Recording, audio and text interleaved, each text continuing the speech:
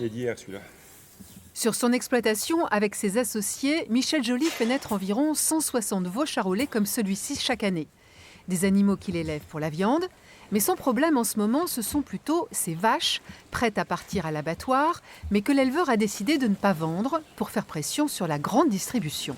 La grande surface montre ses gros bras et ne veut pas payer plus. Donc à partir du moment où la grande surface ne veut pas payer plus, les abatteurs ne peuvent évidemment pas derrière nous rétribuer plus. Sur les vaches, on a perdu entre 12 et 15 centimes, alors qu'il nous manquait déjà 1 euro pour arriver à notre coût de production.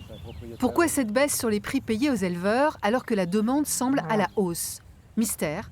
Les enseignes de la grande distribution et les abattoirs que nous avons sollicités n'ont pas voulu répondre à nos questions. Michel Joly reste donc avec ses animaux, son incompréhension et ses craintes. La principale conséquence, c'est une conséquence de trésorerie, puisque ça veut dire que c'est de l'argent qui ne rentrera pas rapidement et qui va différer sur le temps.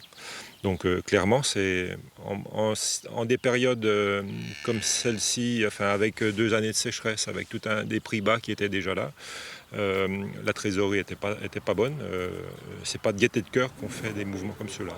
Sans compter que les bêtes non vendues continuent à manger et cela coûte cher, et que plus elles mangent, plus elles font du gras, et plus elles sont grasses, moins elles se vendent cher.